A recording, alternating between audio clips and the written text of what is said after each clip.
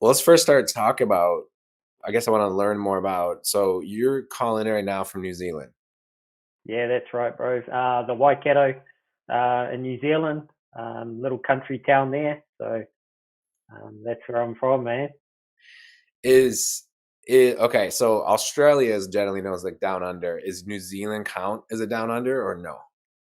We're probably more down under than Australia, but yeah, yeah, I guess we are quite a bit further down under than Australia. But no, I don't think we count as down under. There's quite a strong rivalry between Australia and New Zealand. So Yeah, tell me yeah. more about that because the Kiwis versus the Aussies and, like, what I mean, I guess so where we're from, like, the state so United States, right? 50 states, and Minnesota was where we were from, and then Wisconsin is the next state over, and there was, like, a rivalry, especially with sports and things like that, and it's kinda like the way I, like, kinda liken it is like brothers and sisters kind of a thing. It's just kinda Yeah, like I mean, you yeah. guys are very similar, but then sometimes like, no, we're very different, you know? So what tell me more about that. How do you experience that rivalry? That's probably the best way of putting it, bro. I'd say New Zealand, we're like the little brother, of Australia, quite because we're such a small country, right? I think 4 million people, two little islands, right? So, but we punch well above our own weight. So, yeah, it's just a strong sporting rivalry, especially with rugby. I grew up in New Zealand. Rugby's the game. We're the best in the world at it. Australia's rugby league and things like that, and so there's just a strong rivalry around sports in general in New Zealand, not just against Australia, right? Yeah, and so the New Zealand, there so I don't know much about like as far as like rugby, like major leagues, minor leagues, different things like that, but I do know I don't know what year it was. I'm probably gonna say like around 2004 or 5 or 6, something like that, where I heard about like the all is it called the All Black? Yeah, the All Blacks, yeah, yeah. Yeah, So and that's if you're a kid growing up in New Zealand, especially if you're a boy, most young boys want to play for the All Blacks, and most dads want them to play for the All Blacks. So um, rugby's sort of like our sport here. It's a big part of our culture. It's everywhere around the country. I guess probably similar to Major League Baseball or things like that in America, but rugby's the game of choice down here. It is changing a little bit. Basketball is starting to really be a hit with the kids and things like that. But yeah, rugby's the one, man. Yeah, and the All Blacks, like, so they like, that's it must have been 2005 or 6. It was definitely after I went back from came back from India for the first time, and I just remember, like, seeing I don't even know because, rugby isn't very popular around that time in the United States. It was, like, an off channel. I don't know if it was ESPN. It could be, like, ESPN, a different alternative channel, European ESPN, something like that. I don't know, but I just watched these guys come up, and then they were doing that's the first time I learned about the haka, Yeah. and it was like it was I don't know how to explain it. It's very spiritual to watch, very visceral. It felt like it awakened. I don't know if it's like past life experiences, but like that. It's like immediately I wanted to learn how to do it, and immediately Mm. it felt like I want to do it. Felt like I knew it before in a way, and it, like very like I said primal and I don't know how that works because like I know my ancestry goes from like Aztec and in Mexico, and I know and I really feel I have Aztec blood in my veins. Like I feel it like Mm. with work ethic or just my like ability to I think the high pain tolerance, the strong nervous system, the very similar to you, and the ability to not be afraid of fear, like in so many different ways in my life, proven over and over again. And I really feel, kind of breaking it down. I had a lazy friend I had a couple years ago. He was kind of like a well-known lazy guy. And we were kind of just talking about different like childhood and things and about work ethic. And I really feel like for me, trying to trace it back, like my dad was really hard, working Mexican as well. We had 4 jobs growing up. My grandpa worked on the railroad, was in World War II on the boats in Pearl Harbor. Um, and it's just I have that like in my family lineage. But like when I saw the haka, it was just it was so cool, and then I started seeing other videos pop up on YouTube, like haka for, like, ceremony for, like, a teacher. So it's either, like, kinda going to war or sending somebody, maybe to the other side, and, like, so the Aborigines was, like, a big part of, like, New Zealand and Australia, right? So the Māori are And Aboriginal are Australian, and the Māori are the predominant culture in New Zealand. That's where the hukas come from. So the hukas like that. It's preparing for battle, basically. The one that the All Blacks do. I used to coach rugby here in New Zealand with my sons, and same thing. Like we would create a haka. It's basically each area have their own unique hukas, and and so basically it's a challenge. You're laying down the challenge, but you're also preparing your mind, body, and spirit for the battle ahead. So, banging, you'll see them banging on the thighs, which activates the breath, the deep breathing. It's basically preparing the mind, body, and soul for battle, and laying down the challenge. So it's something pretty special to witness in person. And it's something that, as I started to coach a lot of the older boys in rugby, we actually developed our own huckers and stuff for our games, because it's, especially coming from the smaller towns, we're very good in the smaller towns, but facing some of those bigger city teams, you needed something to get the boys sort of ready for that battle, to bring everyone together as one, really. yeah, and it's so interesting because so the so that's kinda coming around in New Zealand, but like in some of the islands of Hawaii, they do like certain Yeah, hakas too, and that's like pretty far away in a way. And it's so interesting because like growing up, I played hockey, so it was just mostly on the ice. And when I got to probably high school level, we used to, it's called locker, maybe junior high, high school, it's called locker box. So we basically have our skates on, we have a helmet and gloves, and maybe our breezers on, but no like shoulder pads and no jersey at that time. And to warm up, we would like fight each other. We would like, it was like a minute round and punch and kind of try to knock each other out. It was kind of not the smartest, but it made sense to us in our own unique teenager way, hormonal, going through no adults around, super unsupervised way to like get it ready for battle and kind of like, it's almost like slapping each other in a way to waken up the nadis, the meridians, like the so many different things in the body, and it makes sense. You see people kind of slap themselves sometimes before fights, or coaches do that too. But the haka, like watching it, like I've seen a lot of different things. I've seen music, and get moved and touched with music, and I've seen just different things. But it's like it kind of goes energetically for me. It feels it goes through the head all the way down to the core of the earth, back up, and then back out.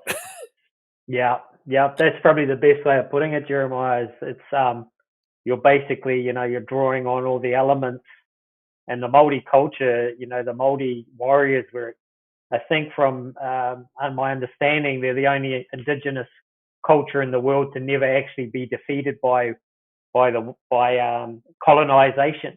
They actually had to negotiate them out of it, because they couldn't get them to submit. And so you'll notice the Māori huckers, some of them are quite aggressive. They're quite intense. Some of the other island huckers, they're a little bit just slightly different. And yeah, one of the things I learned working with young boys too is that it was often too much. They would get such an adrenaline dump from doing it, because they hadn't learned to master their own bodies, that it was actually wouldn't work in the way we wanted. And so often I would save the haka till the end of the game, Mm, because you'd find they'd dump all their adrenaline into the haka, because they didn't actually have that ability to control, you know, the essence of it, the essence of their soul, everything going on. So it was quite a strong learning curve for me, because I learned very early on that first 15 minutes after the haka, often my boys they'd be on the back foot in the game. So, yeah. but as you grow into becoming a man, and you can harness that and stay present without, losing all of your life force or energy, that's what you see with the All Blacks, with their huckers.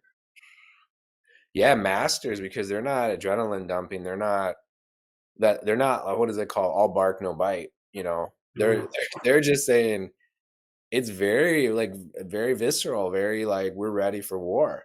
You know what I yeah, mean? Like we're gonna play a game, but we're gonna go to battle within the game. But if it crossed over to life or death, we'd be ready for that too. That's what it feels like, and I can really relate to that. And then one of the things I think is interesting too, like I don't know if I've seen less intense hakas. I don't know. Maybe I've only been drawn to the most intense ones.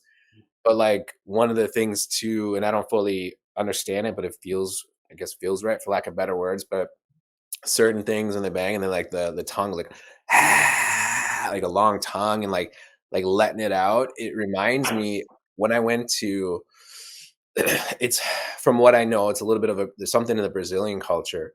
I went to India for the first time and it was in 2006 and there was this deep initiation that we went through and there was I'm gonna say there was 500 people from across 27 different countries and they separated the women and the men for like energy purposes for these rituals and these processes, and then further they separated the English speaking from, I think, China, like Mandarin, from French, there's Italian.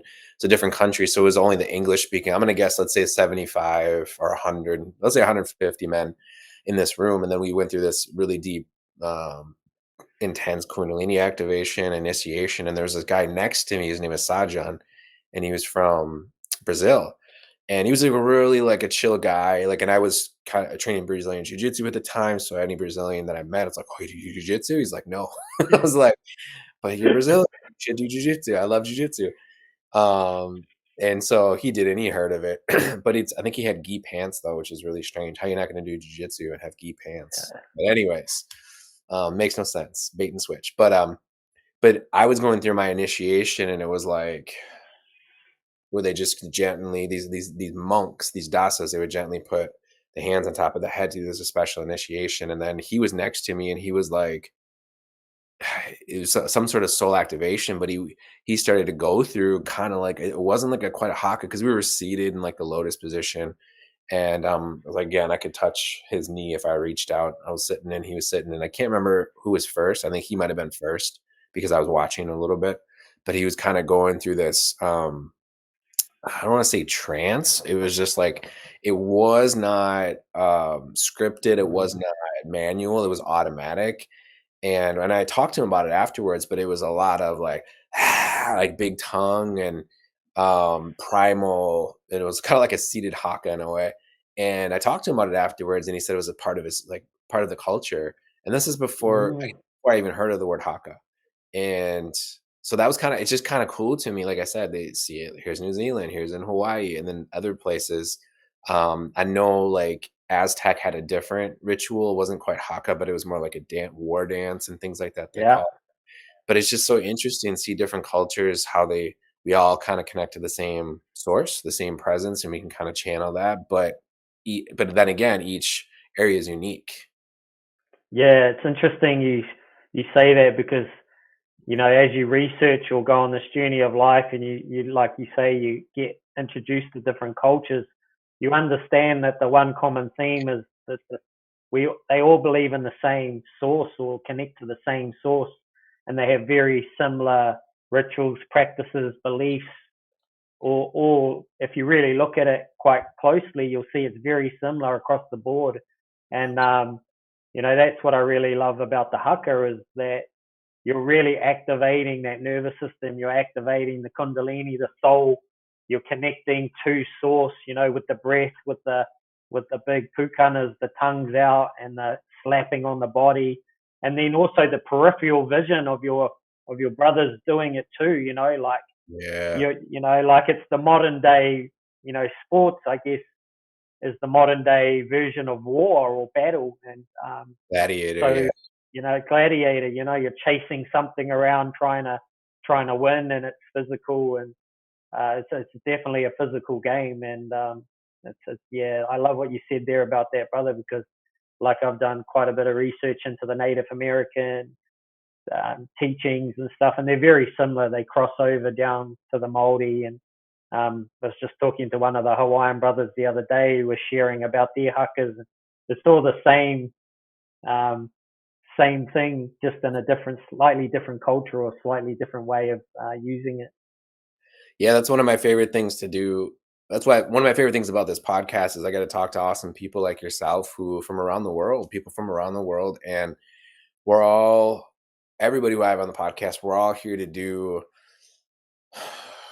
we're on the same team heading in the same direction. We also have our own unique journey that nobody can do but us. But we also it's interesting because it's like a paradox. Nobody can do but us, but we can't do it by ourselves. Yeah, We need other yeah, people, we need ourselves, we need the God, the divine presence. And it's so cool for me to see and talk to real people, real conversations, and like really just by talking about it and coming together, like spreading the light of God, and just by people listening and touching base. And it's in its own unique way. And just like one teaching that came to me the other day is like if people call it like how to explain it, like the God is just the best way to say this teaching. If people yeah, say the God, then God is going to be so it's disassociated. God is formless and it's hard to have a personal relationship.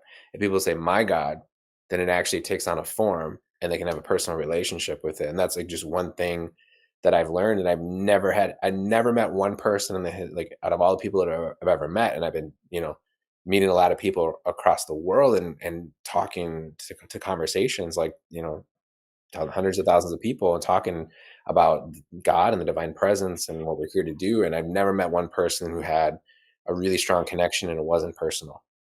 It has to be personal and it can't be cookie cutter. It can't be like somebody choosing for us and here's what it is and everybody has to believe, worship, do it this way. It never would work. Nowhere else in life works like that.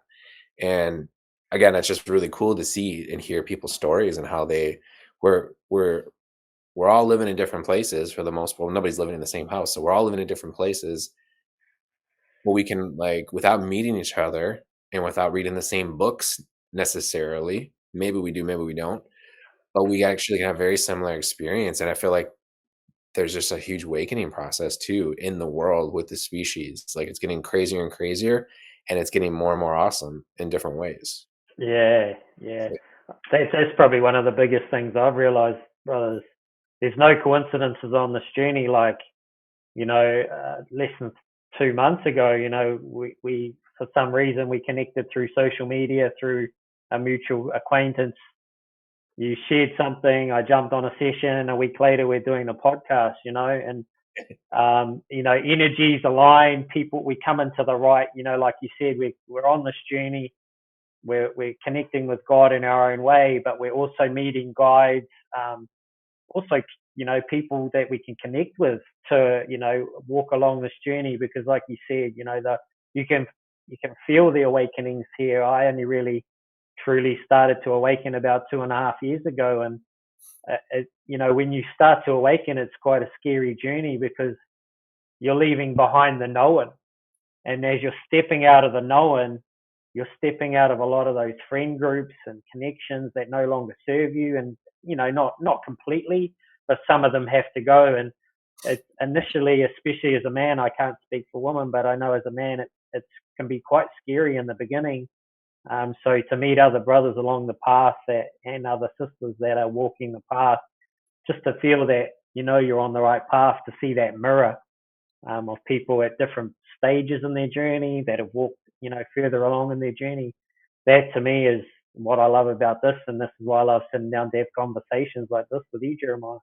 Yeah, same here. And I do want to get into like how we met and some of the transformation that happened. But let's first maybe rewind back a little bit. Because something that's kind of interesting just recently learning about you.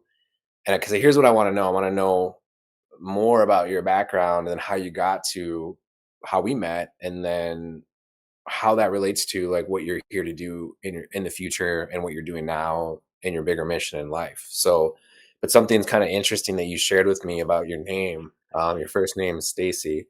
That Mm. when I meet people with just names, I I guess unconsciously, energetically see if it's an alignment. What I mean by that not necessarily your name. Like if your name's, Stacy, okay, cool.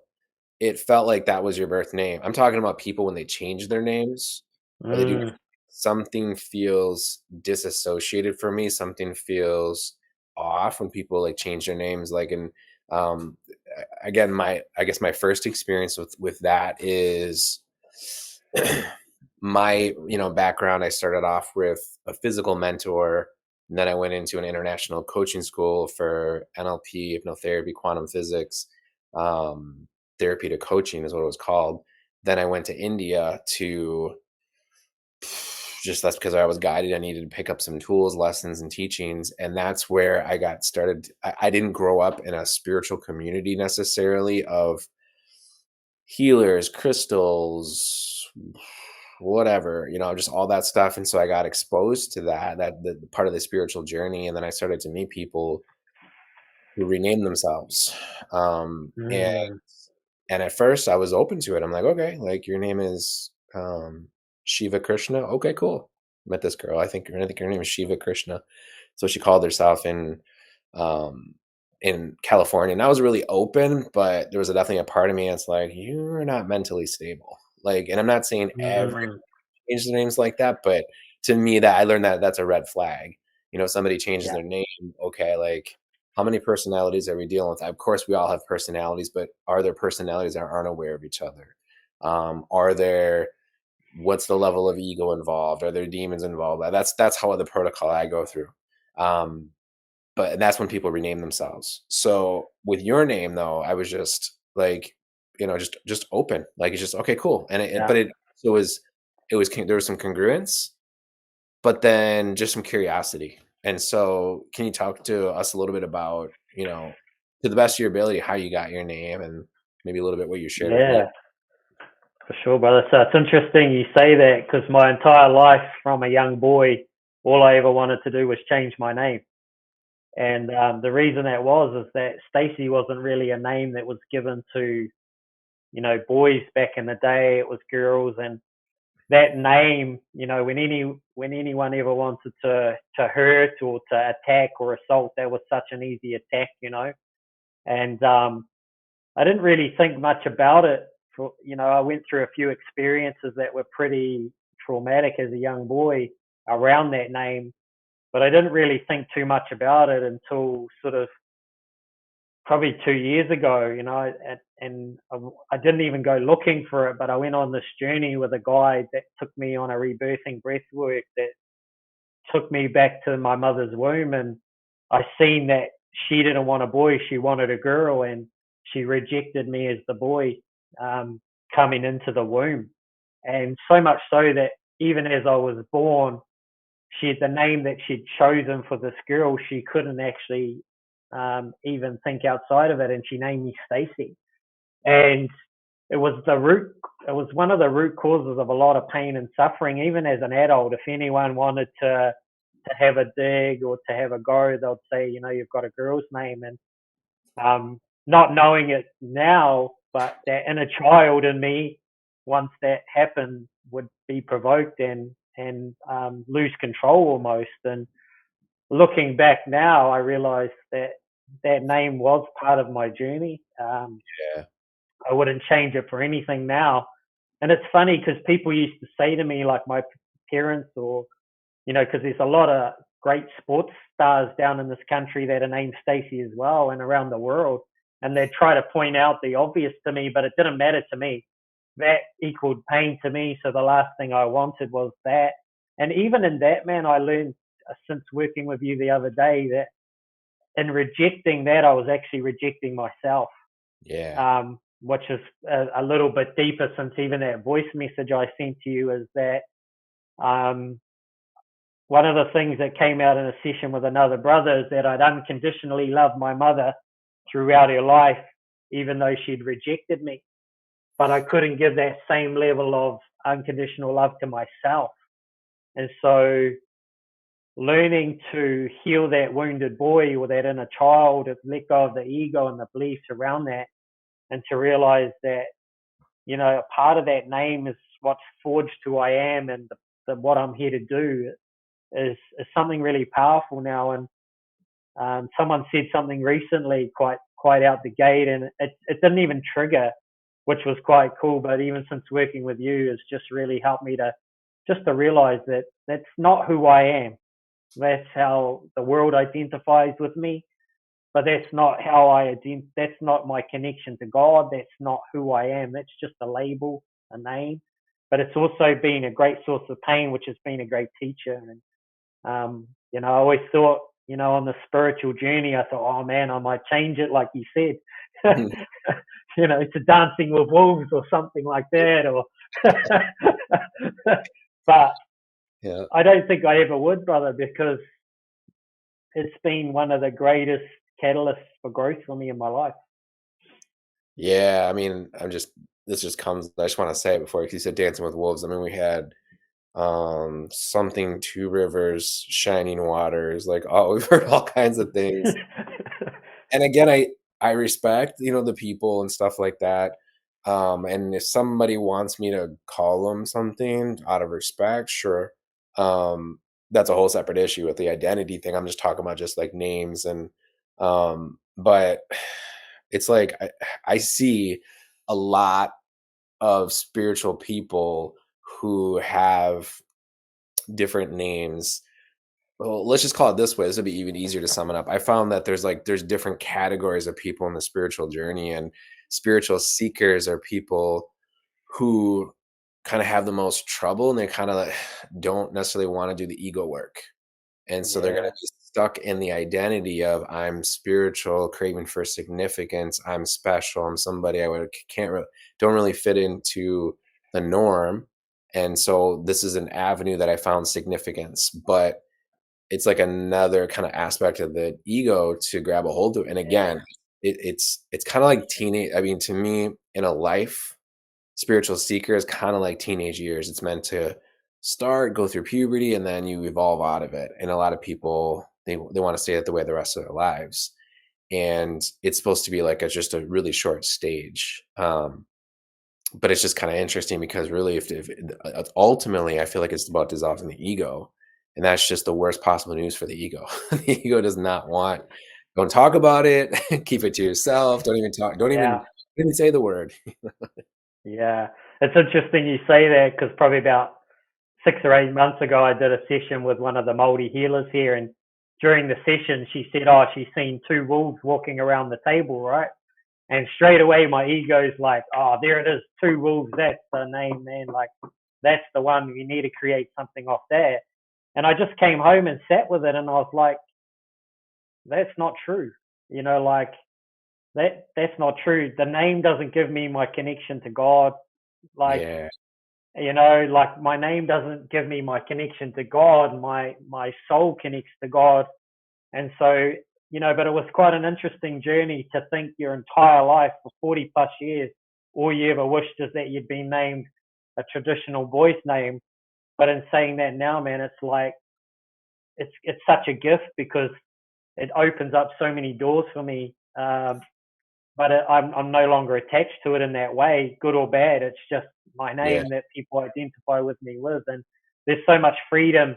I don't know what other people go through with different things, but when you've gone through these things, they have so much hold over you. The ego creates so much hold over you that you've got all this energy tied up in something, and when you release that energy, and you can actually step into it and say, wow, part of my journey was my mum naming me that name in order to go through this journey to uncover my purpose of what I'm here to do, which is to help other men to break free. And it's like, I wouldn't change it for the world now, after 40 plus years of thinking if I ever got the right opportunity, I would. If someone comes now and said, man, you can choose any name you want, I'd actually lose a part of my journey by changing it. That's how it feels like to me. Yeah, that's why I think about that every once in a while. I talk about it with my wife, Amanda, that like if how many movies was it, whether it's Scrooge, have you heard of it or seen that movie with Bill Murray? Yeah. So he goes back. So there's Scrooge, there's Back to the Future, Terminator. There's different movies where they go back in time and change something, but then like you're never born. And it's like you're right. Like my mom had mental illness, was like mentally abusive, had a lot of demons that she allowed in her body and around her, and I wouldn't.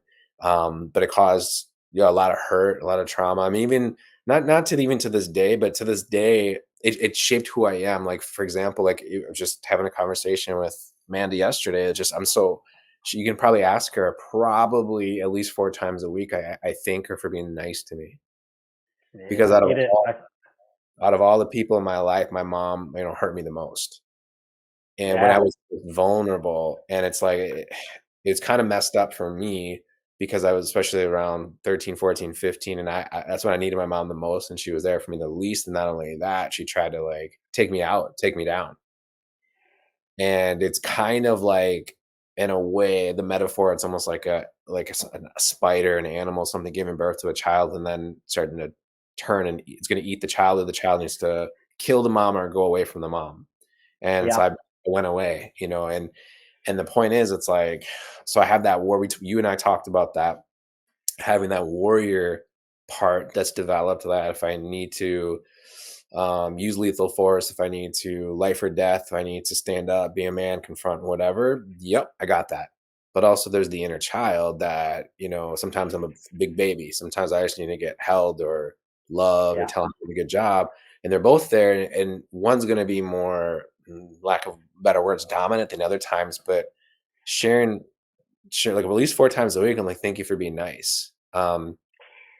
Because even in our relationship, that when we first got together, I had a lot of innocence. I actually had a lot of connected feminine energy, and she had a lot of disconnected masculine energy because how she grew up. And I would be really nice with her, and then she would kind of like, it's like hungry, hungry hippos. Like I'd here's a nice what is a white ball and hungry white marble. So here's a nice white marble of love, and then someone tried to smash it, and I was like, whoa. So she's definitely, over the years, but worked on herself because when I started to open up with niceness, she didn't grow up with that necessarily. So she would like to know what to do with it. And so she would respond to me how her dad would respond to her. And then I just Mm, that a lot of things shifted with that. Um, but the point is, like, even though she doesn't do that anymore, like hungry, hungry hippo, so to speak, lash out or be spiky or whatever, because she's gratefully done that work, I still thank her for being really nice, and I still, like, yeah. require people to be nice. But if I would've changed it, like, there was a part of me that wished my mom would've been the loving mom. I didn't grow up with a loving mom, Mm, like, from 10, like, say 11, 12 onwards. And then didn't talk to her for since 15 to 21, and then tried a couple times, and it's like too mentally ill, too damaged to, and not me putting a label, but like assessing, and like it's not yeah, safe, not a good thing. And that was a big lesson, is detachment, not from the ego, but from with God, actually. yeah, And looking back is, man, I wouldn't want to change anything because I wouldn't have the life I have right now, the friends I have right now, the body. I wouldn't have the me that I have right now. I wouldn't have my best friend, my wife. And it's that isn't that it. I feel like we sit down before we're born, and we decide what lessons we're going to learn. If me, I feel like you chose your name before you even got here, and then your mom named you, and then I felt like you came for maximum growth and to maximum help. That's what I it's it's funny you say that, brother, because 2.5, 3 years ago, man, like if I would have thought these kind of conversations, people like this were crazy. And I was so far from God or spirituality that it wasn't funny, right? Which is what it took for me to wake up. But, growing up, my parents moved from alcoholics um, to religion. And so they forced religion on me. And that was like my one stand against it. And I associated religion with God, with divine. And so, of course, this became a painful experience for me. So the last thing I ever wanted to do was even consider that there was something called spirituality, a direct connection with God. And so through an awakening of my own journey, and like I said to you, this experience on this and this rebirthing's on video. And if it wasn't on video, I might even doubt it myself. But I seen as my soul came into my body that I could see rejection was present. and I had an opportunity to go back. I literally can see it in this journey that I had an opportunity to go back, but I came in.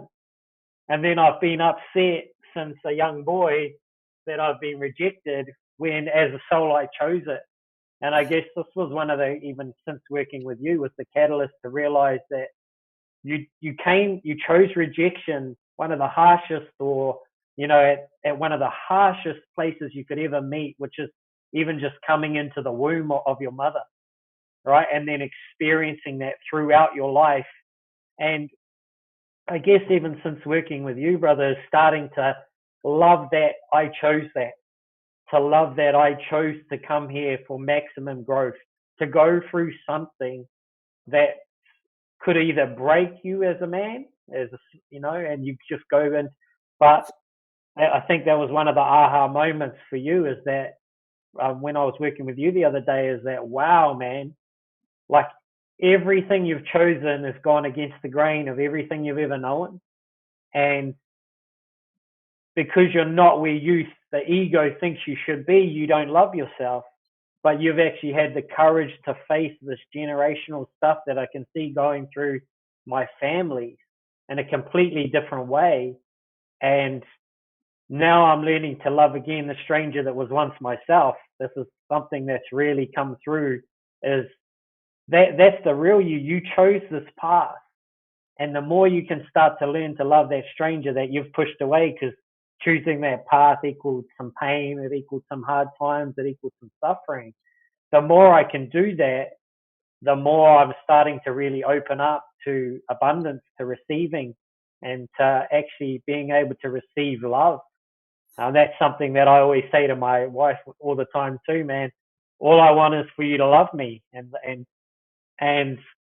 but a part of that for me, Jeremiah, was learning to love again the stranger that was once himself, because I was asking my wife to love me in a way that wasn't possible.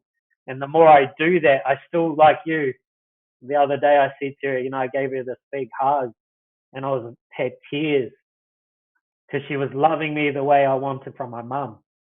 And it was Mm. so empowering, brother. But not to need it now to feel whole, but to receive it, to even just to fuel, or to just bring more love within my own self to the forefront, which is something that's been a part of that journey of learning how to do that, how to not need it, but to how to also receive it in a way that almost fuels you and just makes you feel that love that you didn't feel as a little boy. And that's been a big part of my journey too, brother. So I can, I don't know your journey, but I can relate to a lot of the things that you're saying. Yeah, no, I'll talk about you, and I can share a little bit about me in a second. But like, so you had some deep, you said it was rebirthing session or sessions, and then you got to experience, which for some people that don't know rebirthing, the best way to explain it in my experience is just specific, extreme, deep breathing that will bring up trapped trauma, emotions at the cellular level. That's the best way to Yeah, explain it. that's And you're for kinda sure. laying down, right? You're laying on your back. So the rebirthing one was in a spa pool, floating So at you the were same temperature as your mother's womb. That's the one that when I started this journey, I thought all the wounds were with my father, mm, from the physical and mental abuse, and I thought it was all to do with my father. So I did a lot of work with that, and then out of the blue, I ended up getting asked to be filmed for this, for this rebirthing session. And I can still remember being into the session in the spa pool with like goggles on, floating in this warm water. And I must have been 35, 40 minutes in, and I'm getting tired because you're breathing through a snorkel. And Whoa. I'm like, man, nothing's going to happen, man. Face Like, what the, face down, floating in the spa pool. And wow. then I just remember feeling this little kick, man. And then it just was like this flash and bang, all of that cellular memory, all of that subconscious memory, all the way back, just came forward. And I guess that's the moment that really ripped my whole existence open, because I never thought I had any issues with my mum other than her brain tumor and her horrific journey of basically a brain tumor my whole childhood till the day she died. And I thought, I might have been traumatized from that. But once that ripped open, I'm sitting on the edge of the spa pool at the end of it going, wow, that's why you're called Stacy. And everything I ever thought I knew about myself was gone, man. And it left me in a pretty dark hole the last couple of years, because it was like I had to really go and find or work through those egos to bring forward my soul, and to really start to love that part of myself, which has been brutal. It's been really brutal. And some days you feel like on top of the world, and some days you feel like someone swept the rug out from under you and you're winded and can't breathe. And as a man, I think this was probably the greatest gift that I got from the session with you, bro. Is I'd beaten myself up because my ego was still saying you need to be a certain way, have certain things, you should be further along, you should be here, you should be there. But I'm looking at my journey going, well, you had the courage to face this thing head on. And, you know, no one else that you know in your family, not even many people in your friends group have the courage to go there. And Yeah. so since then, I've like found that little part of me wanting to wander off in those stories, and but I just keep coming back to, you know what, man, this is the greatest journey you could have ever chosen, and you've had the courage to go on it. So you've got to learn to start to honor that. And some days are easier than others. Like, what I learned from you is just keep calling in God, just speaking to the divine to surround me, and that's been a huge help. Yeah, I mean, it's the only way because you talk about like there's just things that is very new for people, I guess, in let's just say Western. Western is just anywhere, let's just say English speaking. And like Mm. places in ancient, like places in India where they've been doing this kind of for tens of thousands of years. There's like technical, just like there's like with doctors and there's for certain surgeries and there's bones and anatomy of the physical body, there's anatomy of the mind, there's anatomy of the spiritual world too. They're just different worlds. Not only one that's physical is the physical world. So when it comes to awakening, there has to be a need for it. Like before awakening happened, awakening itself as a process. There's awakened, like fully awakened, but then there's enlightenment. That's a different. It's next. But before awakening, there has to be a catalyst for awakening, which is something that's like kind of extreme trauma or hurt or pain, if that makes sense. Yeah, I get it, 100%.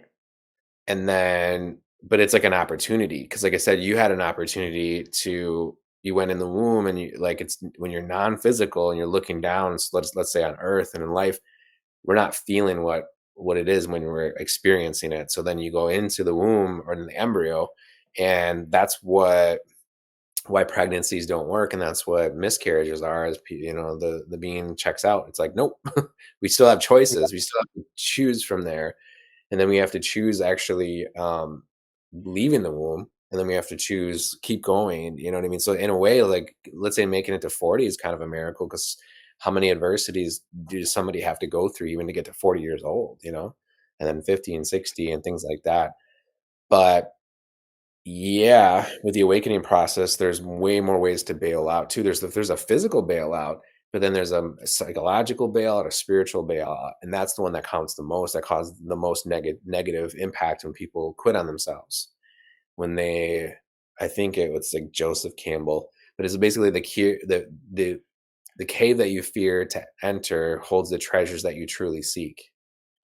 yeah, that resonates. It's so funny, man. Like my father's just come back into my life after 20 years. So after our mother passed away, he sort of went on this journey of trying to marry these women, and it went south. And like you, I did the same. I tried to connect, but then there was a day where I said, right, okay, I've tried this. This is actually causing me more pain and suffering. So I pulled away. And sort of end of last year, I got a phone call out of the blue, because I actually thought the next phone call I would get from him is that he'd passed on, that he'd left this planet. And he said, I'm back in New Zealand, and I'd like to reconnect with you.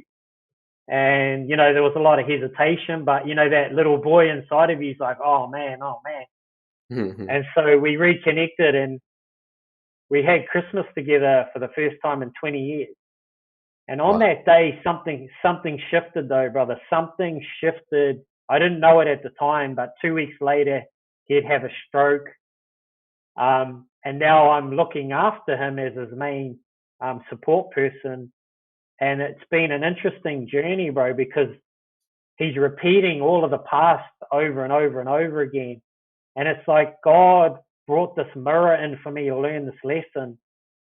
And it's been a harsh lesson. And one of Mm. those lessons was, they asked for him to come and live with me. And the every part of me was like, oh, I have to say yes. I've got to say yes. But then I just stopped for a second and I said, what's this going to do to my marriage? What's this going to do to my purpose? What's this going to do to me? What's this going to do to my children? Yep. And in that moment, for the first time in my life, I was able to say no. I was able to say no. This doesn't serve me or him, Yeah. because I'll end up resenting him, and so it's been this wild journey of being able to really see the mirror, because this was a big part of working with you too. Is I could see that my dad had repeated the same things for 70 years of his life. Wow. And it's like God brought him back into my life to say, hey, see what you're doing, not only for you, but for him, for your children. Give yourself some love, because look what can happen if you don't work through this. And this is no judgment on my father. Love him for who he is and where he's at, and also very grateful for the lessons that he's taught me and the path that he took, because I realized that him going to religion was his attempt to change something. Mm.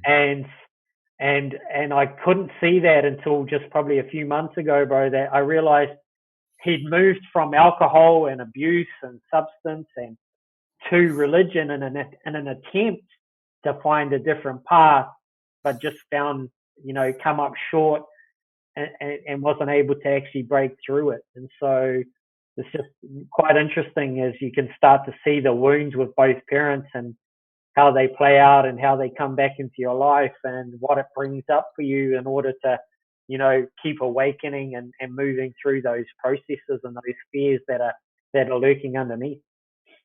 Yeah, just parents, people don't realize, but I feel like more people need to hear it, that parents are like two of the greatest teachers in life. Like life itself is the greatest teacher, even more than God. Like people, because a lot of people, the way I say that is because people, their relationship with God is so limited. It's like separate than everything else, and sometimes separate than themselves, which isn't really God, because God isn't really separate. But if the ego perceives it, then there's a sense of separation. But life itself is God, actually, too. So Yeah. life is the Yeah, great bro. Yeah. teacher. Parents, because every relationship, like our whatever we don't have healed, learned from, upgraded, solved with our relationship with our parents, is going to reflect out into like how we relate to all women is the way we relate to our mom in some level. How we relate to all men is a reflection of how we relate to our dad in some level. But it's bigger than that. There's also like past lives are a part of it. There's also generational, so like things that we have issues with our parents have issues with their parents, their parents, their parents, their parents. Yeah. And it takes the first person to stand up and say, like, look, there's got to be a better way. Everybody's kind of dealt with it or passed it on. They try to solve this puzzle and they couldn't, so they gave it to their kids. I'm gonna solve it, and I don't Yeah. care what it takes. I don't care how painful it is. I don't care what I have to confront. I don't care what kind of fear there is, but I'm gonna do it differently, and I'm gonna do it with God. But it has to be different. If we want different results, we got to do things differently. Yeah, that's probably one of the again, since that session with you, like when my dad came back, it's interesting, bro, because every time I'd visit him, I'd come out and my shoulders would be aching right through the shoulder blades, Mhm. especially through the top, through the trap. And it took me a couple of weeks to realize that although I had consciously was going there, that inner child, my nervous system was like, whoa, that's the tiger that mauled you your entire life. You're not safe. And even since working with you and being able to release that, it's still coming up a little bit, but the awareness to it. And I guess that's probably been my biggest lesson on this whole spiritual awakening is that relationships are our greatest teacher. But we were never taught that. We're taught this fairy tale that you complete me and relationships are for love. And they are, but they're actually here to awaken the love within you so you can love without bounds, without limits, without fears, without needing something. And as I'm able to release this with my dad and just show up with love for myself, not needing anything from him anymore, able to love him and make decisions that are right for him, but also right for me, like, I said, someone said, one of my family members said, oh, that's a bit selfish. He looked after you your whole life.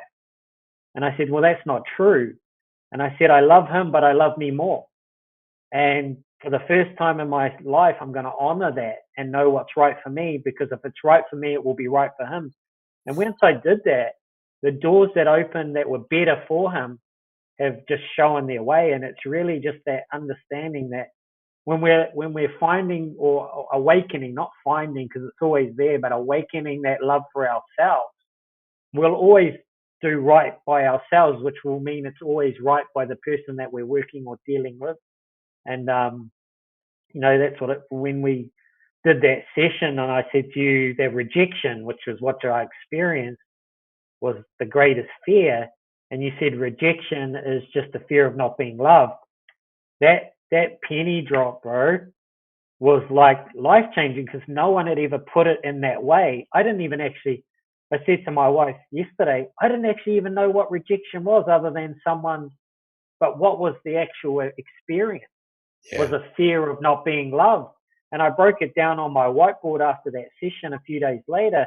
And I was like, unconsciously, you're manifesting your worst fear over and over again by betraying yourself, by self sabotaging, by procrastinating, by trying to seek it. And as I'm slowly, and this has been a little process, is just slowly seeing that behavior and being able to choose love instead of seek love, like choose love in myself, the mirror of love's coming back to me from my dad, from my wife, from my children, from my business. And yeah, it's been an interesting week since working with you, and just how it also pieced together other parts of my journey. And I realized, when the student's ready, the teacher will appear. And little did I know that the teacher would be in another country, miles across the other world, had not really had any other interactions with you, but a calling to reach out to your call on that post. And I realized that there was something in your energy that allowed me to feel safe to release that next level, almost like a father, like an energetic safety that a father would bring to a relationship, that allowed me to know that, what, it's safe, you can let that go now. And since that just opens up so much more. I really appreciate you sharing that and experiencing that, observing that, because really, I would say I would agree with that. Like it's kind of a to me. So there's the word father. I guess I would kind of use the word divine father, meaning Yeah. the divine father.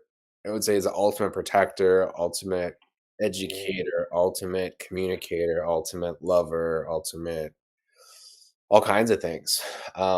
And when I work with people, when I team up, like they get full access to my resources. But and that's been a lesson for me with clients and with students, because the best way to explain it, so growing up, like nobody taught me how to work out, and I worked out really incorrectly. I just did what the best I could. I worked out like 18 hours a week, pretty much all upper body in high school, and nobody taught me. And then when I played football my senior year, and I asked my coach, like, hey coach, how do I get bigger?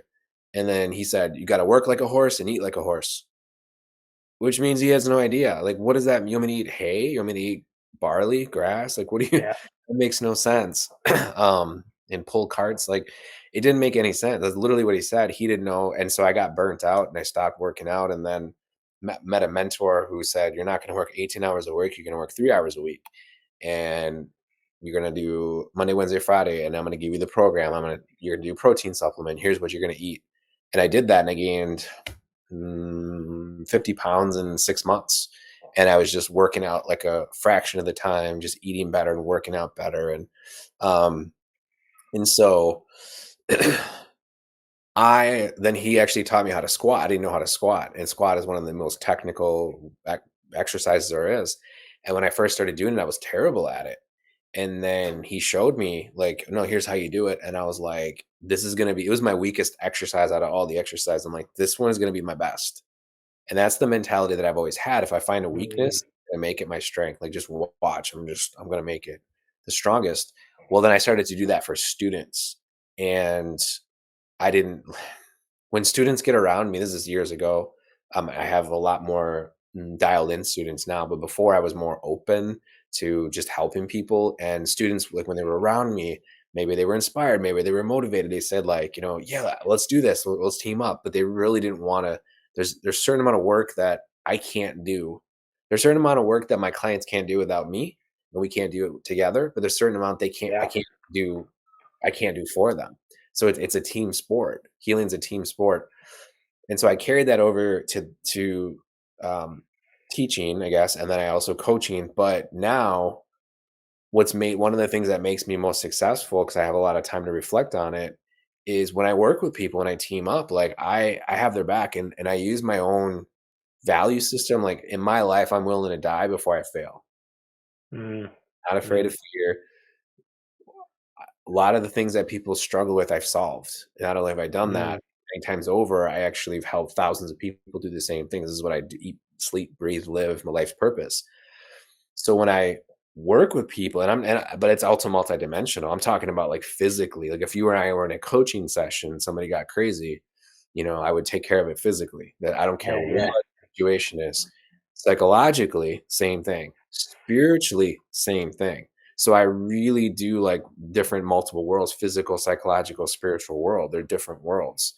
And when I partner with people, and it's the right fit, when somebody actually wants to confront the ego and actually like, hey, I really want to solve this, I want to be the first one of my ancestral lineage to actually do the work, no, not even words, but by actions, by behaviors. Mm, yeah. Yeah, you're going to feel that safety, because like there's nothing, because I understand how vulnerable it is when people open up with deeper stuff. There's some divisive energy that wants to poke, attack, attach, and that just not allowed in my presence. It's just not allowed. So with teaming up, it is an extremely safe environment, because I'm just not gonna like let anything happen. Yeah, It's interesting you say that because that's what I do with my work the same. I can Like feel that. exactly the same as you, brother. What you just said there is literally what I would do for anyone that I love, anyone that I work with, anyone that I'm connected to, anyone that trusts me.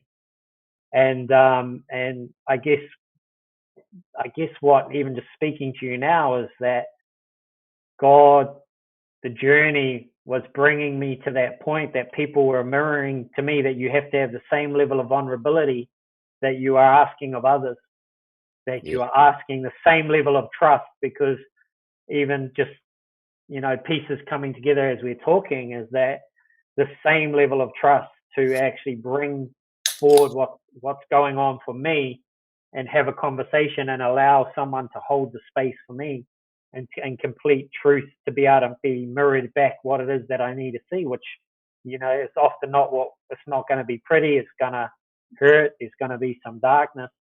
But like I said to you, there's that safety. I even said it to my wife after the session. I said, there's just something about that safety that that part of me, that inner child said, oh yeah, we can let this go. We're safe here. The divine father's here.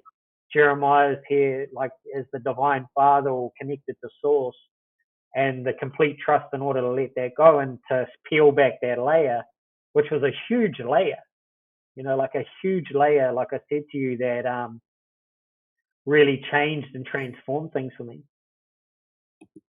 yeah. Let's talk a little bit about that layer, because so people can like, listening can understand. So, what was the major things coming into that initial session that we had together? There were some things that were you tried so many different modalities to try to solve this piece of puzzle in your life, but nothing quite worked. And then we located it pretty quickly, and then like kind of a record time. But then once we did, in my experience, you're kind of celebrating. And you're like, whoa, this is a huge puzzle piece. And I'm like, and this isn't even the transformation yet. And you were just like, Yeah, yeah, you're almost like celebrating like you finished the triathlon, which was great. And I'm like, this is so cool because you're not even realizing like not only did you finish, but we got a party for you and we're gonna celebrate you. Like there's just this is just the tip of the iceberg.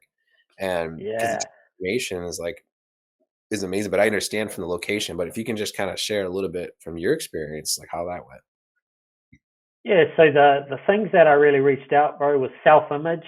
No matter how much work I'd done, I felt like my self-image or the way I was treating myself was getting worse.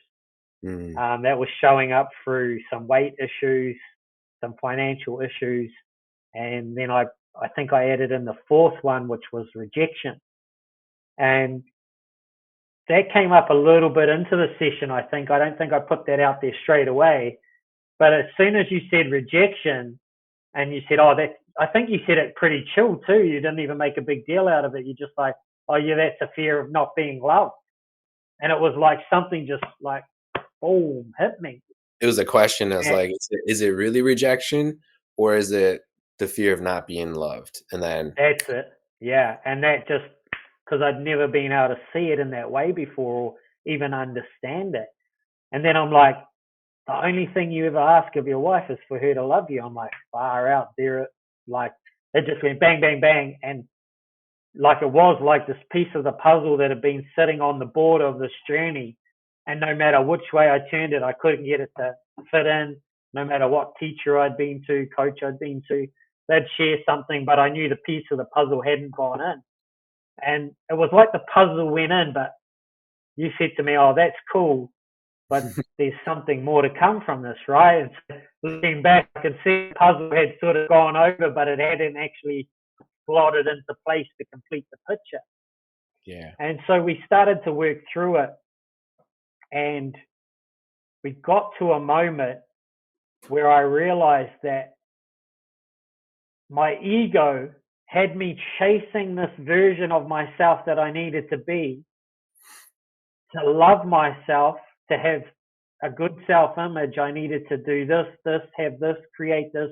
I shouldn't be here. I should be way up there. And in that, I was actually self abusing myself through behaviors, through betrayal, through self sabotage, through procrastination. And the big aha moment for me, bro, was when I realized that, holy hell, man, that you've gone on the most courageous journey you could have ever chosen, and you're exactly where you need to be in order to move through the next step. And you've not been able to see it through, getting closer to it and the ego driving this behavior.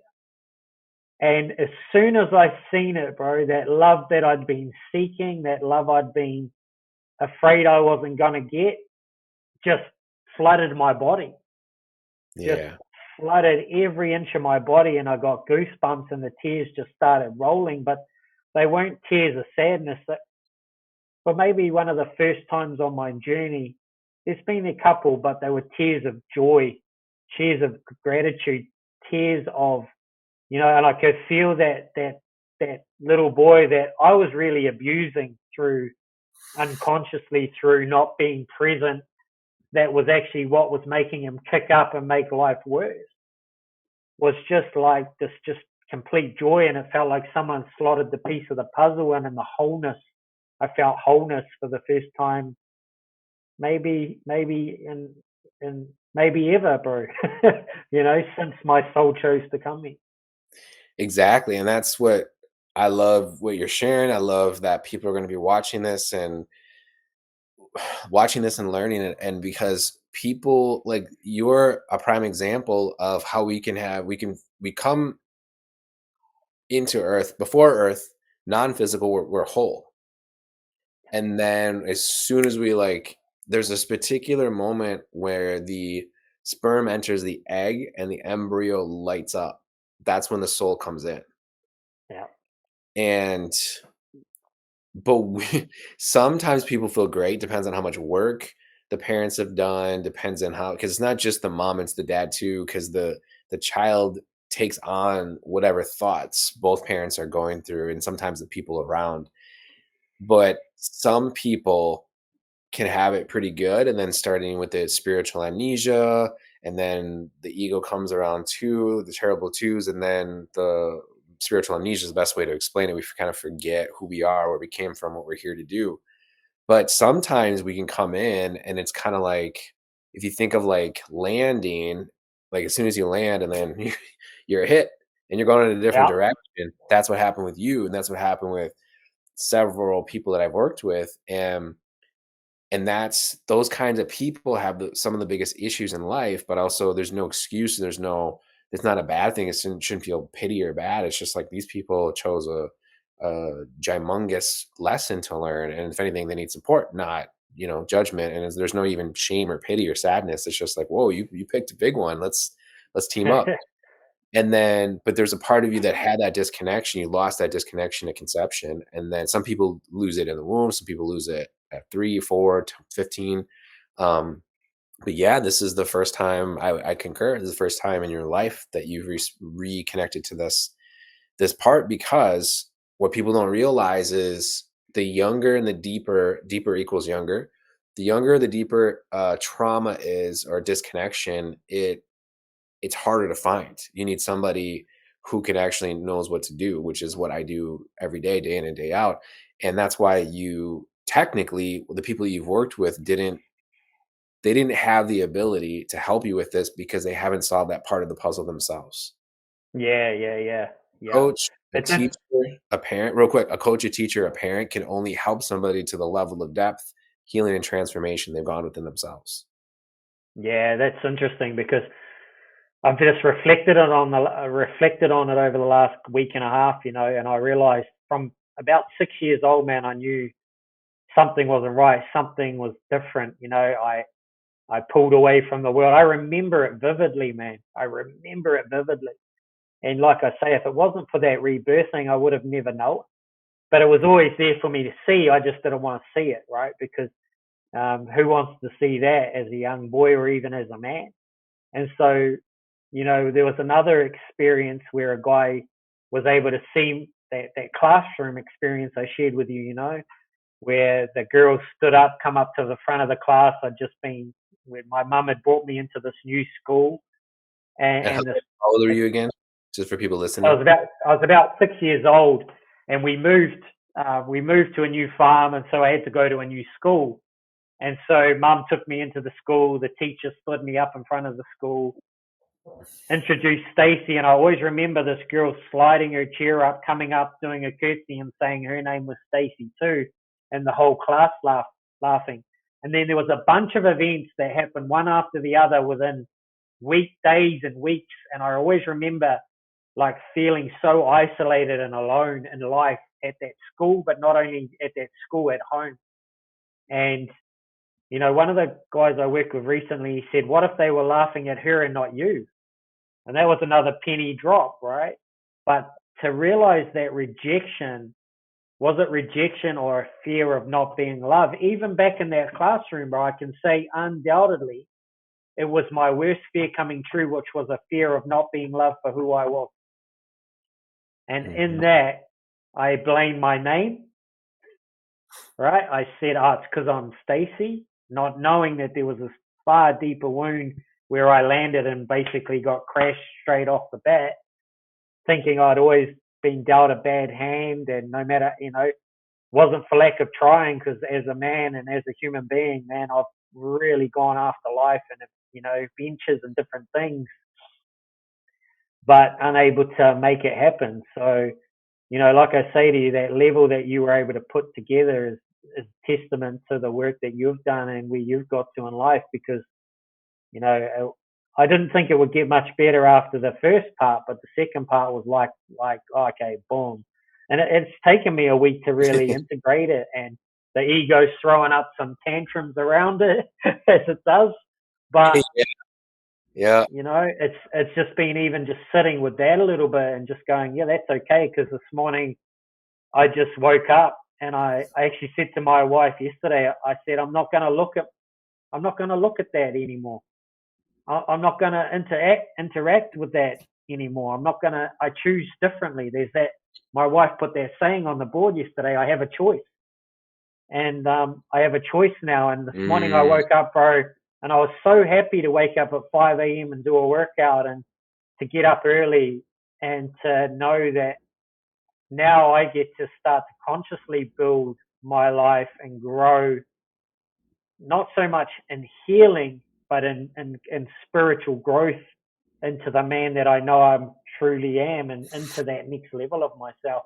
Because the one thing that you really gave me, bro, was the permission to really embrace God or the divine.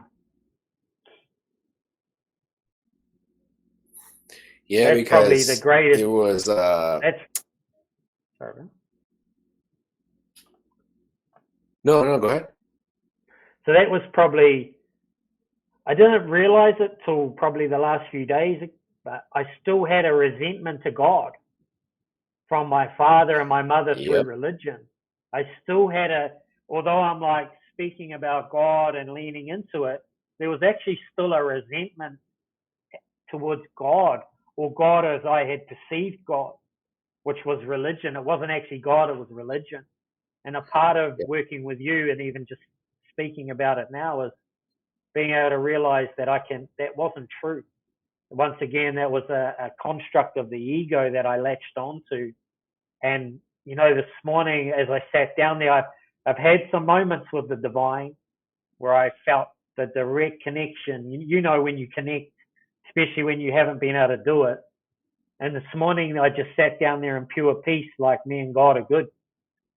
Like we're good now, and I can call on you and I can connect with you whenever I need, but I'm always connected to you.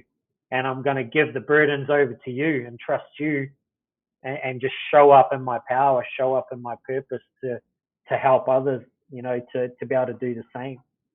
Yeah, because what we uncovered, so there was the trauma, and then you blamed your name for the trauma, but behind that, you blamed your mom for that. But behind that, you blame God for that because if if my mom didn't name me, I wouldn't have this experience. But then if there was a God, then my mom wouldn't name me this, and I wouldn't have these experiences. And it's just you're saying it spot on. It's just really important to talk about because people don't understand. Like God doesn't the word God doesn't universally equal God, like the real Mm. God. If anybody perceives God through like the ego, it's a limitation of God, and it's not really God Yeah. because it's beyond the mind. So if people try to experience God through the mind can't experience anything. It's like a catch 22, null and void. And that's the issue. And without studying the mind, without studying the ego, there's no way that a person can really have a strong, relationship, a personal connection. And that's the whole thing. But even going deeper than, okay, so what was this part of you that was blaming God? It was this younger part that's been separated, left in the past, and it's underdeveloped and it doesn't know any better. But then the current you, it's like being in a cave and getting trapped, like having a child that's like, stay here, I'm gonna go for help. And it's been 40 something years. And then you got Yeah. God and you're good. Okay, now we're coming back to the cave. And then there could be a little bit, why did you leave me?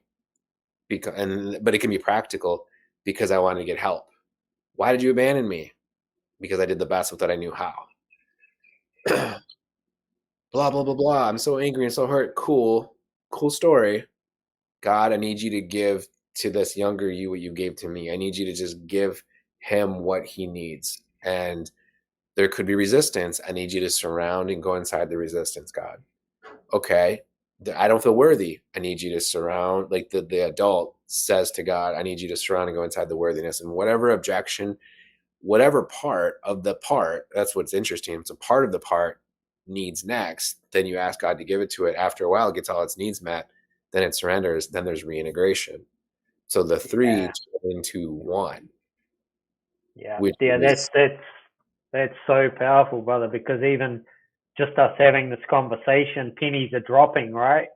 I just had my father here for a weekend away, and he's saying grace before dinner, which I never used to even allow it at my table, but it's something that he loves.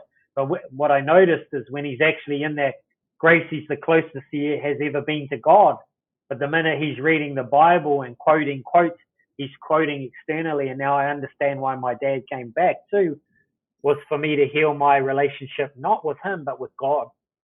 To realize that what I believed to be God, religion, was painful, had conditions on it, had I had to be a certain way, live a certain thing, do a certain thing. Otherwise, not God would punish me, my father would punish me, or Yeah. the church would punish me. And even just sitting here talking to you today is realizing that's actually what a big part of this experience with you is, me being able to let go of those fears of that little boy and even that teenage man and even an adult, that was never God. That's the illusion, because God is always love. And even in just asking for that now, that I can at any time, if something's coming up, I can call that into my space, knowing that I have a direct connection to God. And that's I've been able to let go of a lot of that fear that the ego was holding around that, and truly surrender to that. And I think that's probably such a powerful part of this journey, is now being able to truly trust God, because I didn't actually realize those fears were still lurking underneath. It's like this podcast is like, it's almost like extending the healing, if that makes sense. 100%. That's the intention. So I'm glad to hear it. It's interesting because in the conversation of God, there's like a paradox between experience and perception. And if the ego perceives something to be God, it's not actually God, because if it was God, then the ego would be dissolving.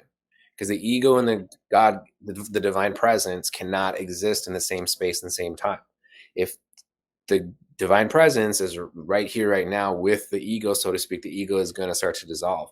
But if people don't do this work, then there's going to be a lot of resistance or fear, and it's going to try to push God away. But that's a whole different topic or conversation when people start to use like the Bible as a weapon, and it's really the divisive energy, like the demons through the people that try to, quote again. I can't say all Bible quotes are bad or this or that, No, but we've all experienced people who allow demons in them to use the Bible and quote it, and it's not unconditional, it's not of the light, it's not expansive, it's not kind.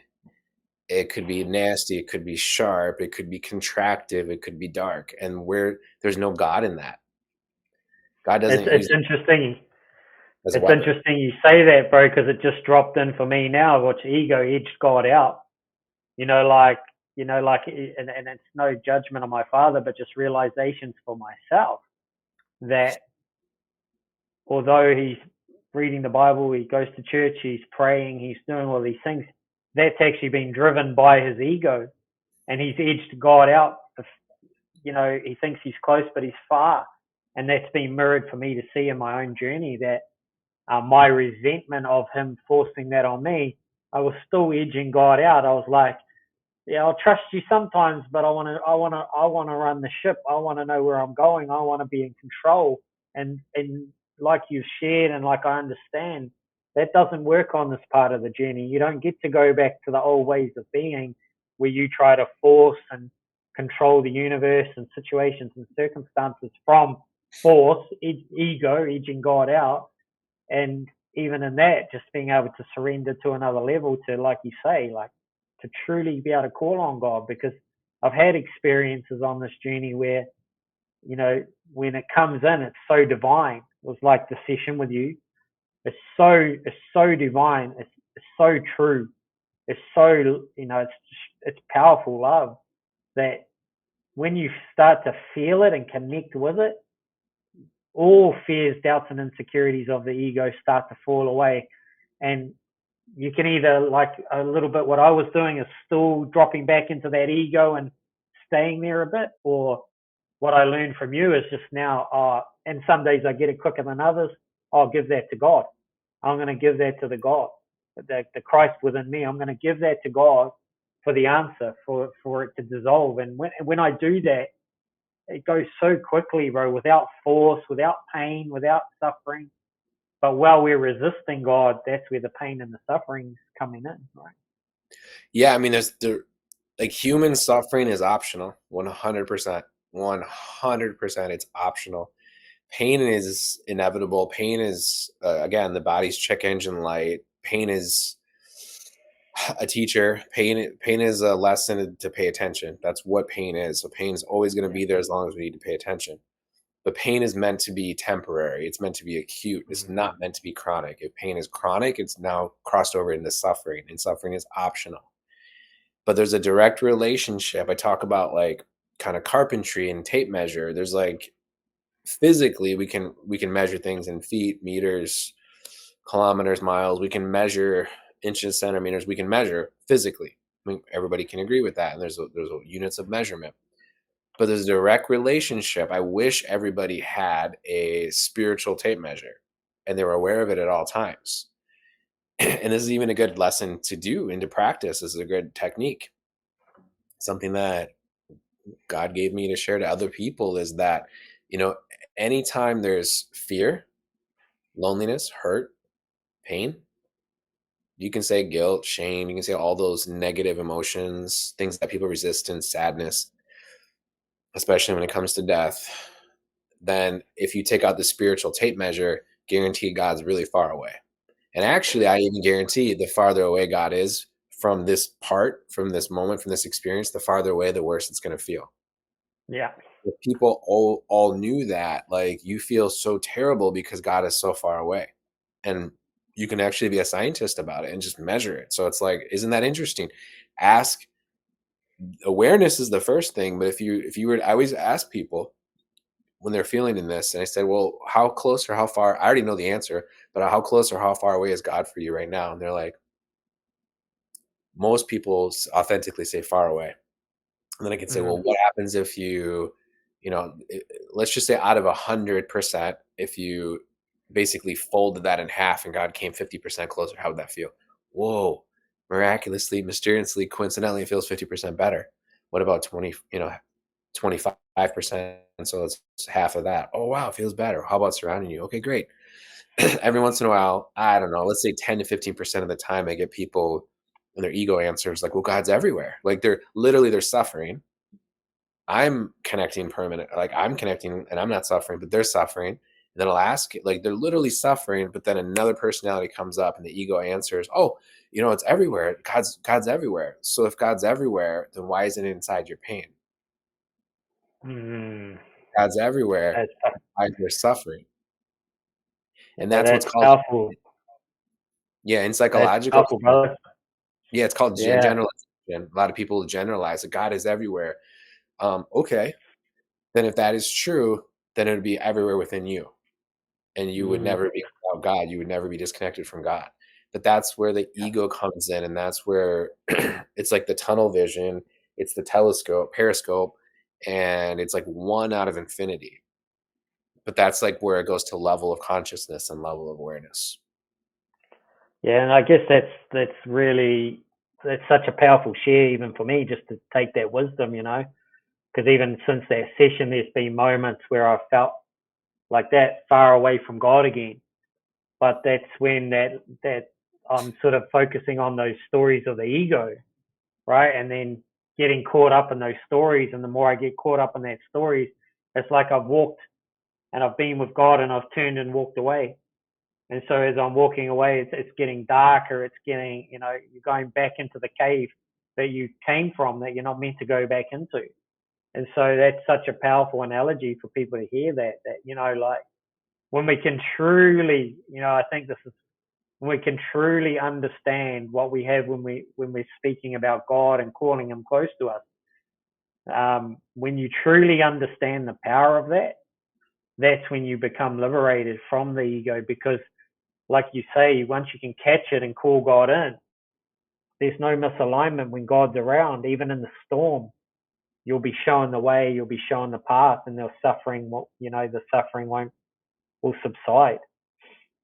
Yeah, and the journey is like, just so you know, to help you out. So it doesn't work. The ego and the mind thinks like, if you're like, it's aware when you're not connected, but then when you become connected, we have an experience like that I facilitate, that we did, that you came to, then the ego is going to even grab hold on to that. Now that I'm connected to God, I'm permanently connected, and that's just not the case. because you haven't done the work where you haven't done the work. As human beings, we Mm, haven't done the work where we haven't done the work. So you and I you're gonna have a really awesome experience being on this podcast. You rewatch it, you're gonna, get that back, but you are going to drift off. You are going to have different parts, personalities, ego come up, and that also needs to be connected with God, and then something else. But that too. The good news, it's finite. There's a limited amount of number of different parts of a person or aspects, facets of the ego. And the bad news for the ego is all of that needs to be connected, because the ego mm, wants to be lazy and wants to say like, okay, I'm connected, so I'm good. And then I'm not connected and I want to beat myself up from it. So the ego wants to beat up. It's just the ego wants to create conflict to fight. But if you're focusing on that, you're not focusing on God or the divine. So the conditioning needs to be, no matter what comes up, that I'm going to bring God in. So there's could be self-hatred. Okay, mm, cool. Hey, look, there's self-hatred. Let's hey, self-hatred, let's bring God in and let's ask about it. Let me bring God in between you and me and see what's going on. Oh, it dissolves. It's not there anymore. Okay, cool. Shame. Hey, shame. You know, shame says, you should be really ashamed of yourself. Nobody loves you. If it's shame and judgment. Okay, cool. All right, shame. I should be ashamed of myself. Nobody loves me. Cool. Let me consult with God. Those are thoughts. And then there's feelings. Those are thoughts and those are feelings. Let me consult this. God, I need you to surround and go inside of this shame. I need you to surround and go inside of this judgment. Oh, they're dissolved. They get mm, quiet. They get muted. But sometimes we go deeper and there's things that maybe could last for a month, maybe could last for 3 years, maybe could last for 24 hours. Who knows? We're not going to know. It's not predictable. But the solution is always bring God in. And the mm. deeper we go, and there's some darkness. Well, darkness doesn't always equal divisive. Darkness ranges from the absence of light to pure evil. So yes, evil is a part of darkness, but darkness is not limited to evil. So like your Yeah, pockets, you have darkness in your pockets and you don't have evil in your pockets. When the sun goes down, it's not evil outside, it's nighttime. So darkness could be the absence of light, but there could be nastiness, there could be ego, there could be demons, but it doesn't matter. It doesn't matter if it's underdevelopment, place where God hasn't been, nastiness, trauma, demons, none of that matters. The answer is let's bring the divine there, surround it, inside, surround inside. It's this like God is the answer, but the ego will definitely grab a hold on to that and say, yeah, yeah, okay, cool. God's the answer, and let me just do it once. mm, yeah, God did yeah, yeah, yeah, what it takes. Let me just do it once. And that's the whole thing. It's like, fill it up again. If there's another part, great. Like and that's where I can share, but that's where I can't do it for people. And it takes a person like yourself who will hear that and actually apply it. I know you will. Most people won't. They might even say, "Oh, this feels good and this is great," but then when I'm not around, or who are you when nobody's looking, right? The universe is always yeah. the universe is always watching, and if you really want it, you'll do it when nobody's looking. Like you, me, this is the same um, message the universe and God gave me. If you really want to be one with God, then you'll do it when nobody's looking. And I was like, "Yep, I can't argue with that."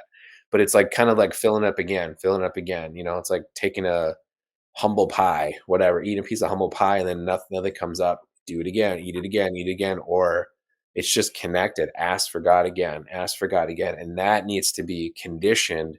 But after a certain while, there will be a permanent, connection, and there will be a critical mass too. That's probably one of the traps I found on my journey, bro, is because you have these huge releases, Yep. like I felt with you, that when that shadow, when the ego faces itself and it dissolves and that shadow becomes one with the light, the amount of energy that released from the body, like I shared with you, that whole day, man, I felt like a zombie. And I just went to the hot pools. I didn't want to speak to anyone. I just went and laid in the sun. I think I come back and watched the movie. I didn't want to talk. I didn't want to, because I don't know. It's like you're holding this bag of rocks that you don't even know you're holding, and you drop it off, and the relief of it is so overwhelming that it's draining. And um, It's and I think that's draining because probably, you've been holding. It's draining because you've been holding and you've been fighting so long, yeah, and then all of a sudden this goes, and you're like, "Whoa, I'm kind of fatigued." That's Yeah. it. Yeah, Yes. that's exactly it.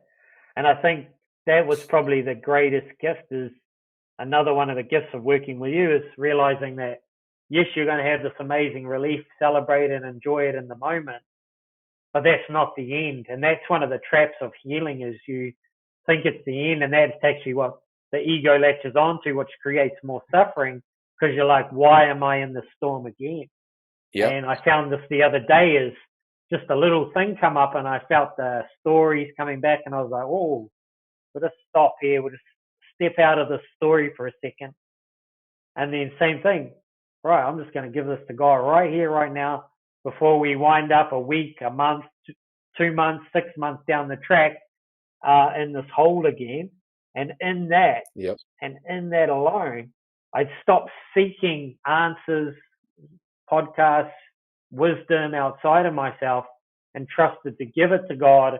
And it was like such a powerful thing. It was like this particular thing moved so quickly that it was like, oh, there's the realization is that the sooner you can give whatever's coming up to God, guilt, shame, fear, doubt, whatever, the sooner you can go, oh, I'm just going to give it over. Right? It might take whatever it takes for God to release that.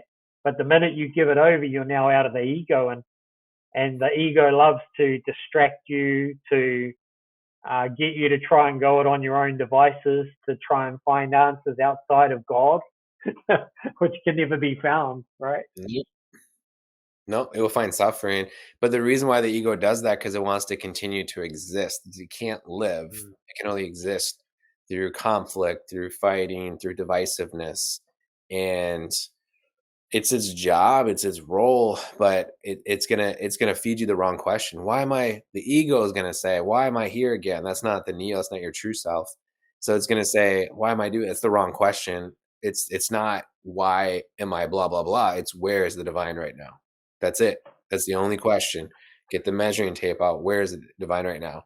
And then if it's far away, cool, I need you to be close. Because then that's the other thing, then the ego, it would try to grab on every step until you bring awareness there because it will Okay. say it'll ask the wrong question. Again, it's like a blind man in a dark room searching for a black cat that doesn't exist Yeah. beyond a wild goose chase. That's what the ego is going to try to do. It's again, and it's also the murderer that joins the search party. That Yep, that's that's a great. I heard a noise. Yeah. Don't worry about the dog. I picked up the scent. Where you guys go over there. You don't want to go over there. Go over there. And that's it's just the wrong question. The right question is like no matter what's going on, doesn't matter. Let me take out my spiritual tape measure. Where's the divine from here? How close or how far? And that's it. And if it's Mm, far away, then the ego is going to be like, oh, it's so far away, and I can't bring God. And I agree, you can't bring God anywhere. You can't control God. You can ask. That's where that surrender comes in. The humility comes in. Um, being childlike. I can't do it. God, you're far away. I need you to surround me and come inside. Oh, it feels so much better. And then it will come up again, like later. I don't know, a week, a couple days, a couple hours, whatever. Then the ego will comment. Why is this happening again? You already did this. No, you didn't do it. You did it over there. You never done it over here, actually. If you did it here, it'd be permanently connected. You actually but it will lie. It will say misinformation, like, "Oh, you've done this before." I'm like, "If you have done it before, this will be permanently connected." Because anything you ask yeah. God to connect, it's permanent. But people don't understand that. They think like it's generalizations like I'm connected to God permanently. I'm disconnected to God permanently. You hear people say this. That's the ego. It's like life is great. Life is terrible. How can it be both things? How many times have we said Mm, in our life? It's not. You're experiencing it being great right now. That could change. You're experiencing it being terrible right now. That could change. And it will change. It will. It's gonna do what it's gonna do. yeah, that's a beautiful way of putting it, brother. Because I think that's like one of the things I've really experienced is when you think you've got rid of the ego, that's when he's the most present, right? When you think you're free, that's when he's the most present. And like you said, that's when take that tape measure out, and that's really what I've been able to learn to do in the last couple of weeks too, is just to notice. Oh, okay, right. That story, that story, that means I'm I'm far away from God right now. That if I have to do something to get love and fear of rejection, then that's not true. And that I'm able to call that in, and and for me now, with certain things, the change is instant. It's like instant, Yep. because like you said, that childlike trust and belief that you're cultivating on this journey. The further you go down, there's more belief, there's more trust. You've built that up within yourself to know that when I ask, I know God comes. I know that this happens, and that's what I'm really loving about this part of the journey, bro. Is being able to call in with that childlike curiosity and trust and belief, and even looking at the inner child from a different point of view, rather than this wounded boy, but this kid who's curious, who's excited, who's open, who's willing to trust and to see what's possible. And couldn't, that wasn't possible for me before. And even just in that, it's so empowering. It's such a neat feeling to have that within. Yeah, I really appreciate you sharing it. And can you talk to us a little bit more about what you're doing with men? What you're doing, why you're called, what impact is that having? Yeah. So for me, I realized I'd been flying blind my entire life, and it wasn't until I crashed the plane that, probably for the seventh time, that I realized my GPS was off, or I was flying blind. Right. So, um, and the amount of suffering it caused, not just for me, but for the people that I love. I just woke up one day and it was like God spoke to me and he said, like, there's something you can't see. And so as I've gone on this journey, Jeremiah, I always just had this vision to be the ultimate man for my children, to be the ultimate man for my wife. And I realized in falling short, I'd beaten myself up, but I found a gift in that because I can now correct that, and I'm seeing the ripples that it's having with my wife and my children, even though they're growing. And even thinking, what's that going to have in my grandchildren or my great grandchildren? And so for me, bro, is, especially in New Zealand, and I'm sure it's the same in the States, for men to go anywhere near this work is like, it's so foreign. It's like, it's the last thing they ever want to do. And so I wanted to be able to shine the light as a man, like a traditional Kiwi guy, a guy that had worked in, hard work, hard industries, had a hard life, a real man's man, to step in and to be able to shine that light to help other men. Because, to me, we've got, you know, millions of women that are going down this path. But until as men we start to lead the way, our women are never going to be safe to be able to truly open and step back into that feminine energy and to really nurture and love us the way we actually want to be loved and open the way. But until we lead, and so that's what I'm really passionate about, brothers, helping men to break through the things that I've gone through in their own battles and to really open them up to love, to be able to love from the open heart without fear. So that ripples down. They can step back into that masculinity. They can build trust within themselves, which will flow over into their relationships. And what you see that change, you see it all the time. I see it with the men that I work with, the changes and the ripple effect that happens so quickly when a man steps into this work is, it's just so amazing, brother. So that's really what I love to do now, is just help men to transcend to wherever they want to get to, or where they want to go, truly want to be in life. And is that how are you doing that? Is there any like physical movement with it? Is it more like communication? What does that look like if somebody was going to enroll and work with you? So I've through my own journey, man, I've just developed a method kind of similar to yours, where I can take them on a journey back to the experiences that are still playing out, that are still, um, their wounding, their unconscious patterning, and their unconscious programming and survival techniques or strategies that they've developed. And it's like I can, like you, man. It was so interesting. I got off feeling so refreshed, and it even built another level of trust in what I'm doing. Is, it's like I'm a heat-seeking missile. I can just see it. Yeah. like if a guy steps in, I can see, he'll share all the problems, but it doesn't matter. That's got nothing. That's a symptom. And so I really start the first part of my program, and it's just going in to find those unconscious wounds, those fears, those doubts and insecurities, bring awareness to them, allow them to start to rear their ugly head, as they do, and then to work with the guys to basically call God in closer to them as they can let go of those fears. They start to come closer to God and trust and have that support. That was one of the things that I really probably didn't do on my own journey, was stay close to people. With that trap of healing, you think you're done, so you go off as that lone wolf again. And for me, it's just being able to walk beside them till they're either ready to go off and work with someone else, or whatever that looks like is that's the path that I love to share and help men through. That's fantastic. And how would somebody get a hold of you if they wanted to step into this work and feel really called and want that help from you? So at the moment, the best place is Facebook, Stacy Taylor. Instagram, I am Stacy Taylor. I haven't put a website up, but that's coming. Um, that was a little bit of my journey. Was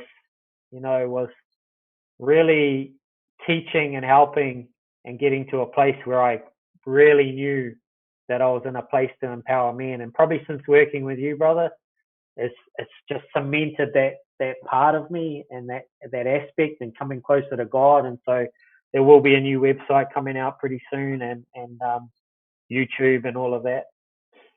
Yeah, that's great. I just really want to support you in any way I can, and get your stuff out there to your mission and your work, because it's to me, healing's a team sport.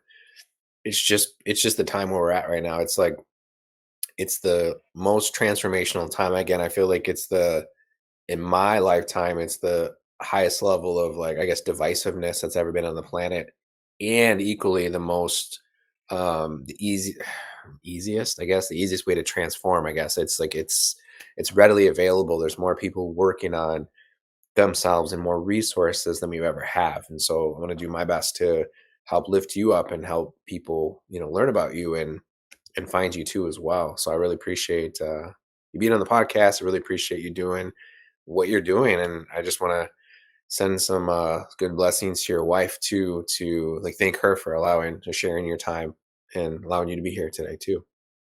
Yeah, thanks, brother, and thanks to Amanda, to both of you, for what you do in the world and the impact you're having. It's one little ripple on the other side of the world, and who knows what that ripple turns into, right? So, and same to you, like just sending blessings back for the work that you both do and the way that you show up in the world, because it is such a powerful time, and we were talking about this the other day with my wife. Back when our parents were coming up, just getting a book was a challenge, right? Yeah. And let alone being able to talk to someone in another country or have session with another person in another country, to watch videos, to connect with people. So it is such a powerful time, and it's quite neat to, in this country, it's still quite new, and it is quite neat to be able to, work through it and to be able to stand there and support people and to help others, because you know the level of freedom you feel, you just want to share it with others. Yeah, 100%. And before we kind of wrap up today, I was wondering if you would help, like, hold space, ask the light of God to come really, really powerfully. I would like to kind of do a guided meditation to come through that has to do with filling up the hole in the heart that I shared with you a little bit. And so basically, what happened was, in my journey, in my experience, I found that there was a huge need, because I didn't have that from my mom.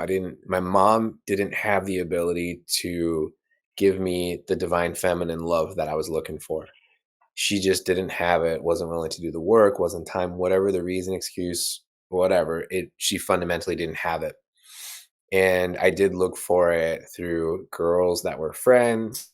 I looked through it through girlfriends as well, but they didn't have it either.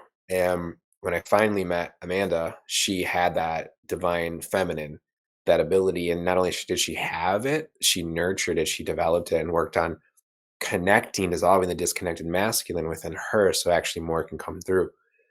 And there was a time period, I'm gonna say around 2007 or 8, where I was just feeling safe. I was feeling kind of more comfortable. And I started to ask her more like, I just, do you love me? Um, do you think I'm Mm, special? Kind of like this. It's definitely, do you love me? Like, what do you like about me? And I just wanted like really all of her attention. And she was so nice and she was so gracious. She would give it to me as much as she could. But there was kind of like this time, and I didn't know. She knew because it was, she was the one that was giving, and I was receiving, but it was kind of crescendoing.